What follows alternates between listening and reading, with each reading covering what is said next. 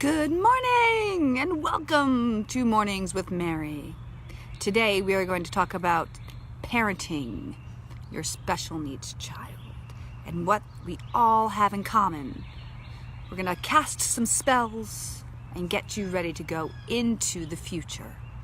Pretty cool thing. I can't say I always enjoy it, but it's pretty good. So let's go. Good morning. So hopefully we're going to keep connection today. So if you're new, welcome as always. If you are returning, welcome back. And as always, if you're watching the replay, it is #replay below. Good morning. Let me know what you take away from this. I would love to hear it. So like or share, you know how it goes. Good morning. It is a better day. Fingers crossed for better connection. And I got some sleep. All good things. So let's talk about and dive right into what it's really like to parent a special needs child.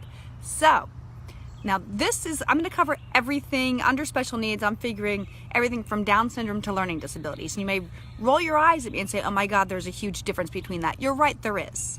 There's a huge difference between a friend of mine who has a non-verbal autistic son who is almost 6 feet tall and does not have the ability to use a bathroom, and my girls who one has borderline IQ, bipolar, ADHD, depression, all this stuff, learning disabilities, mental illness. Huge difference between the severity of their needs.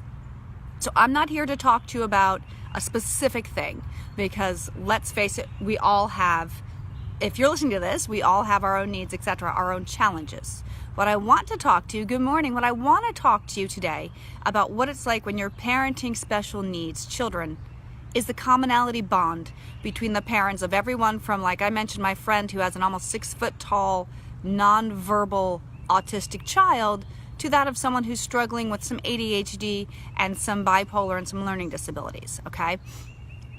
There are some commonalities, and we all need to get really honest about this, ladies. We can't do it alone. We can't. We think we can, the world tells us we can, but the truth is we can't. It is exhausting. We all feel isolated. We all feel alone. We all feel overwhelmed. We all feel like at times we live in a combat zone.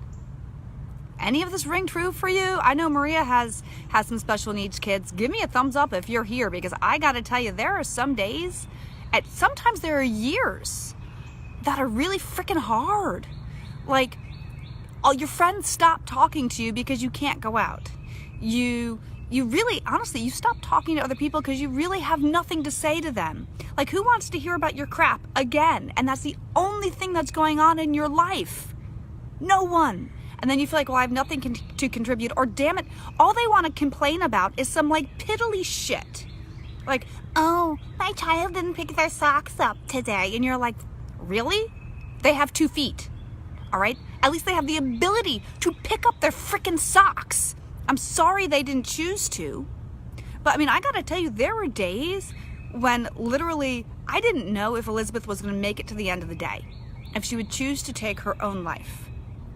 And I'd see these people complaining, oh, they didn't get a B. Oh, what am I going to do? And I'm like, excuse me, hello? My child's fighting to stay alive. You think I care what grade she has? No, I don't. Well, honey.